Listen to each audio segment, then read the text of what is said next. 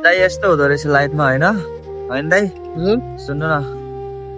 जसलाई आफूभन्दा धेरै माया गरिन्छ नि तर उसले नै साथ छोड्दो रहेछ है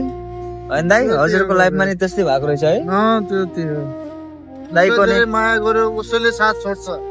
नि यो दुनियाँ स्वार्थी छ भाइ स्वार्थी छ दुनियाँ स्वार्थी छ त्यही त दाइको नि पहिलो प्रेम माया धोका पाएको मान्छे हुनुहुँदो रहेछ होइन झाल खाएर चाल पायो दाइले हँसाउँछन् पनि इमोसनल पनि गर्छन् लाइफमा सबैतिरको विश्वास लाग्छ होइन पैसा कमाउँछौँ सफल हुन्छ भन्ने तर माया भन्ने शब्दको चिजको चाहिँ कहिल्यै भरोसा लाग्दैन यार रुमाउँछ पनि हँसाउँछ पनि बौलाउँछ पनि डिप्रेसन मोड पनि बनाउँछ यो माया भन्ने चिजले यस्तो आवडा गरिदिन्छ होइन जिन्दगी लाइफ नै ड्यामेज हुने गरी तोडिदिन्छ क्या भित्रैदेखि दिलदेखि तोडिन्छ क्या मान्छे जब माया धोका पाइन्छ नि